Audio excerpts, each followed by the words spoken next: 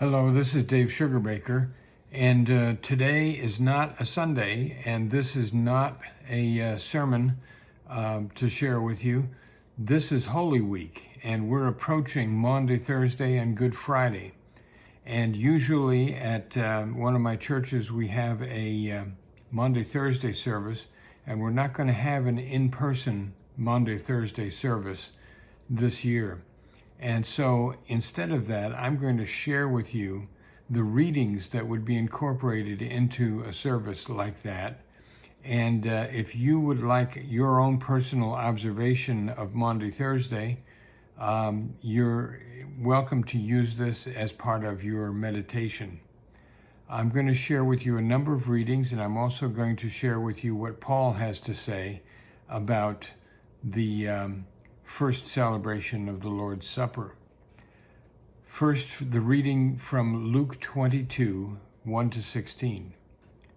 Now the festival of unleavened bread, called the Passover, was approaching, and the chief priests and the teachers of the law were looking for some way to get rid of Jesus, for they were afraid of the people.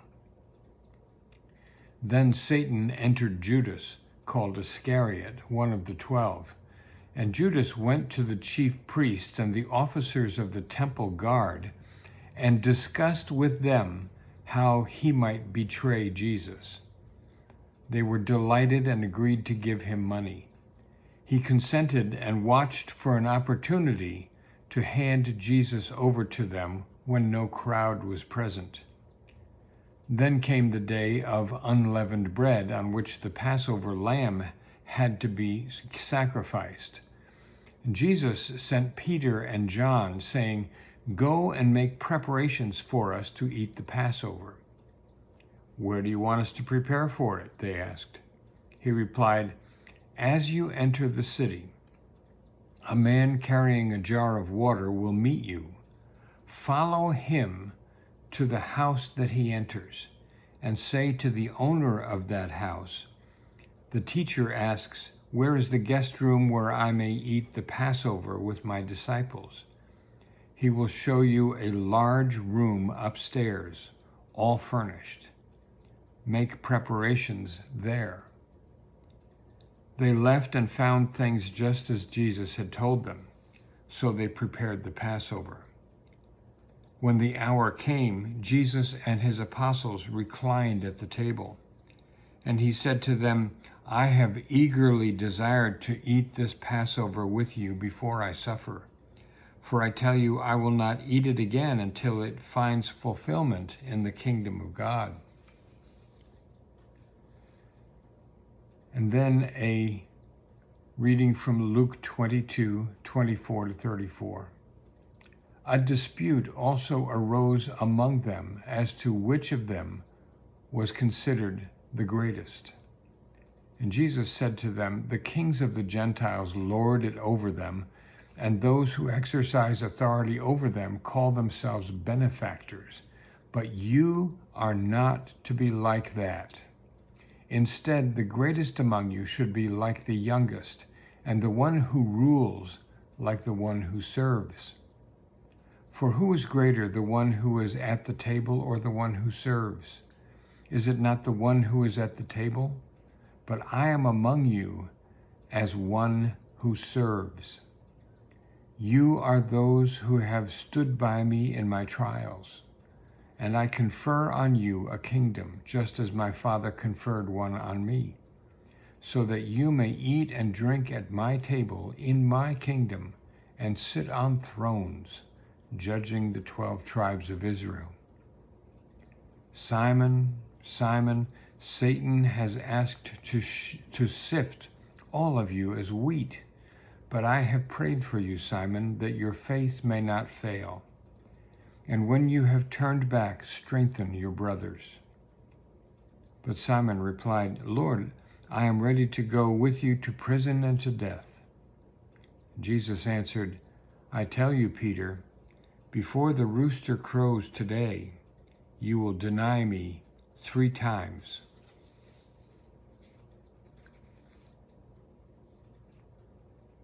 That evening, as the meal was in progress, and the devil had already prompted Judas, the son of Simon Iscariot, to betray Jesus, Jesus knew that the Father had put all things under his power, and that he had come from God and was returning to God. So he got up from the meal, took off his outer clothing, and wrapped a towel around his waist. After that, he poured water into a basin and began to wash his disciples' feet, drying them with a towel that was wrapped around him. He came to Simon Peter, who said to him, "Lord, are you going to wash my feet?" Jesus replied, "You do not realize now what I am doing, but later you will understand." "No," said Peter, "you shall never wash my feet." Jesus answered, "Unless I wash you, you have no part in me." "Then, Lord," Simon Peter replied, "not just my feet, but my hands and my head as well." And Jesus answered, "Those who have had a bath need only to wash their feet. Their whole body is clean, and you are clean, though not every one of you." For he knew who was going to betray him, and that was why he said not every one of them was clean. When he had finished washing their feet, he put on his clothes and returned to his place. "Do you understand what I have done for you?" he asked them. "You call me teacher and Lord, and rightly so, for that is what I am. Now that I, your Lord and teacher, have washed your feet, you also should wash one another's feet. I have set you an example that you should do as I have done to you. Very truly, I tell you, no servant is greater than his master, nor is a messenger greater than the one who sent him. Now that you know these things, you will be blessed if you do them." After this, Jesus was troubled in spirit and testified, "Truly, I tell you, one of you is going to betray me." The disciples stared at one another, at a loss to know which of them he meant. One of them, the disciple whom Jesus loved, was reclining next to him. Simon Peter motioned to this disciple and said, "Ask him which one he means." Leaning back against Jesus, he asked him, "Lord, who is it?" Jesus answered, "It is the one to whom I will give this piece of bread when I have dipped it in the dish." Then, dipping the piece of bread, he gave it to Judas, the son of Simon Iscariot. As soon as Judas took the bread, Satan entered into him. So Jesus told him, "What you are about to do, do quickly." But no one at the meal understood why Jesus had said this to him. Since Jesus was in charge of the money, some thought Jesus was telling him to buy what was needed for the festival or to give something to the poor. As soon as Judas had taken the bread, he went out, and it was night. Now I want to switch at this point to 1 Corinthians. Paul is instructing the early church on how to celebrate the earliest observance of communion, of the Lord's Supper. And this is what Paul says. He says, "For I received of the Lord that which I also deliver unto you, that on the night in which Jesus was betrayed, he took bread, and when he had blessed it, he broke it and gave it to them, saying, 'This is my body, broken for you. Do this in remembrance of me.' And in like manner also, after supper, Jesus took the cup, and when he had given thanks, he gave it to them, saying, 'This cup is the new covenant in my blood, given for the remission of sins. For as often as you eat this bread and drink this cup, you do show forth the Lord's death until he comes again.'" Now back to the readings, and from Mark 14. They went to a place called Gethsemane, and Jesus said to his disciples, "Sit here while I pray." He took Peter, James, and John along with him, and he began to be deeply distressed and troubled. "My soul is overwhelmed with sorrow to the point of death," he said to them. "Stay here and keep watch." Going a little further, he fell to the ground and prayed that, if possible, the hour might pass from him. "Abba, Father," he said, "everything is possible for you. Take this cup from me, yet not what I will, but what you will." Then, returning to his disciples, he found them sleeping.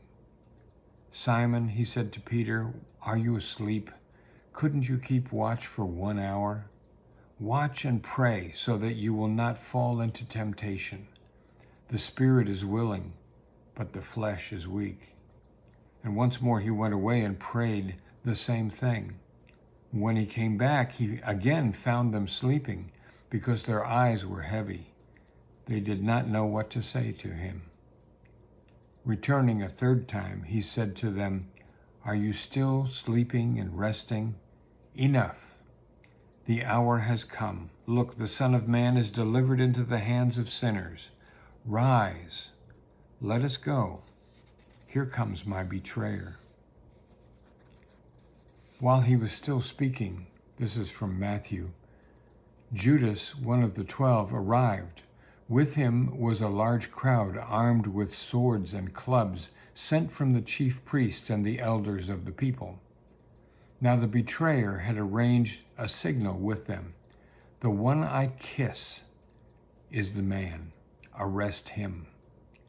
Going at once to Jesus, Judas said, "Greetings, Rabbi," and kissed him. Jesus replied, "Do what you came for, friend." Then the men stepped forward, seized Jesus, and arrested him.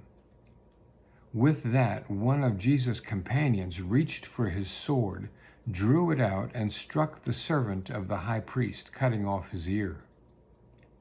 "Put your sword back in its place," Jesus said to him, "for all who draw the sword will die by the sword. Do you think I cannot call on my Father, and he will at once put at my disposal more than 12 legions of angels? But how then would the scripture be fulfilled that say it must happen in this way?"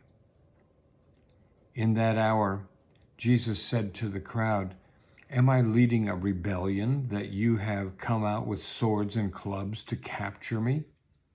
Every day I sat in the temple courts teaching, and you did not arrest me. But this has all taken place that the writings of the prophets might be fulfilled."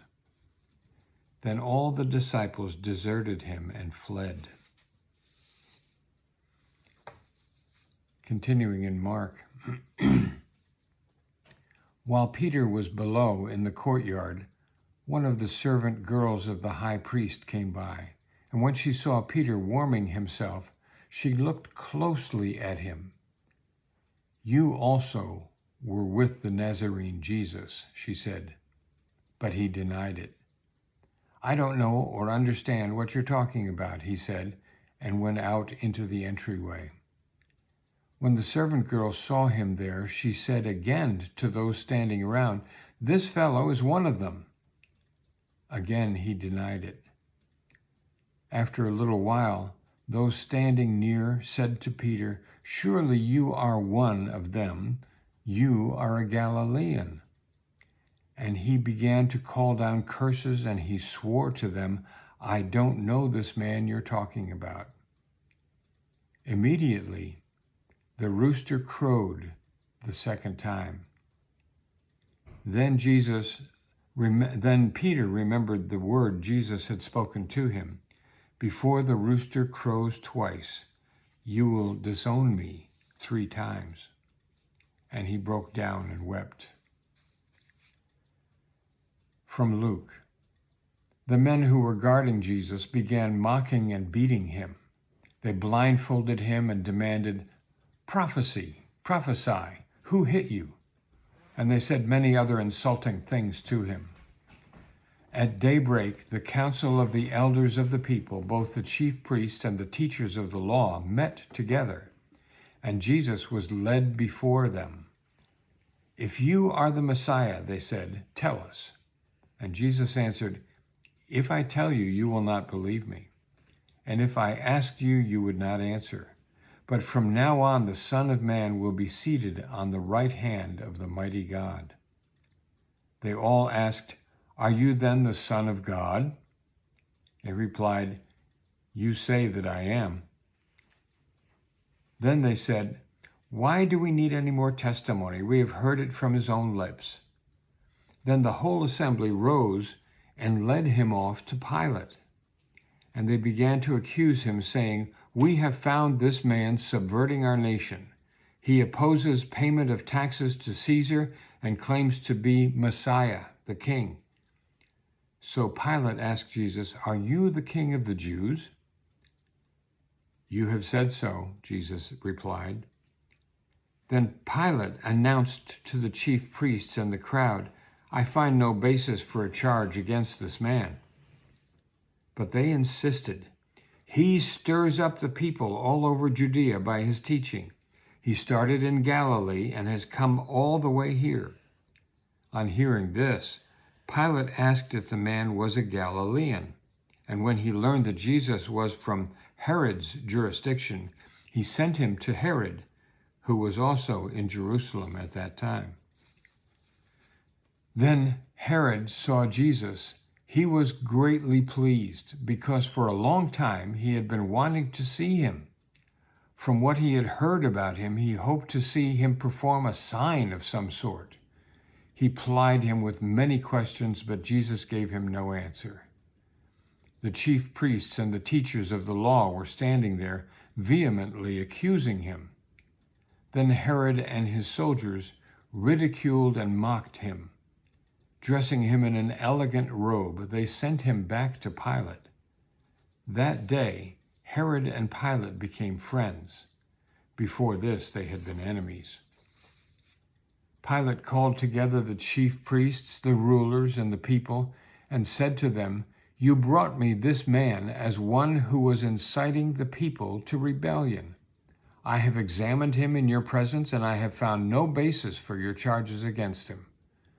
Neither has Herod, for he sent him back to us. As you can see, he has done nothing to deserve death. Therefore I will punish him and then release him." But the whole crowd shouted, "Away with this man! Release Barabbas to us." Barabbas had been thrown into prison for an insurrection in the city and for murder. Wanting to release Jesus, Pilate appealed to them again, but they kept shouting, "Crucify him! Crucify him!" For the third time he spoke to them. "Why? What crime has this man committed? I have found in him no grounds for the death penalty. Therefore I will have him punished and I will release him." But with loud shouts they insistently demanded that he be crucified, and their shouts prevailed. So Pilate decided to grant their demand. He released the man who had been thrown into prison for insurrection and murder, the one they asked for, and surrendered Jesus to their will. 2 other men, both criminals, were also led out with him to be executed. When they came to the place called the Skull, they crucified him there, along with the criminals, one on his right, the other on his left. Jesus said, "Father, forgive them, for they do not know what they are doing." And they divided up his clothes by casting lots. The people stood watching, and the rulers even sneered at him. They said, "He saved others, let him save himself, if he is God's Messiah, the chosen one." The soldiers also came up and mocked him. They offered him wine vinegar and said, "If you are the king of the Jews, save yourself." There was a written notice above him which read, "This is the King of the Jews." One of the criminals who hung there hurled insults at him. "Aren't you the Messiah? Save yourself and us." But the other criminal rebuked him. "Don't you fear God?" he said, "since you are under the same sentence? We are punished justly, for we are getting what our deeds deserve. But this man has done nothing wrong." Then he said, "Jesus, remember me when you come into your kingdom." Jesus answered him, "Truly I tell you, today you will be with me in paradise." This concludes our readings for Maundy, Thursday, and for Good Friday. And I commend them to you. Use them for your personal meditation. And God bless you.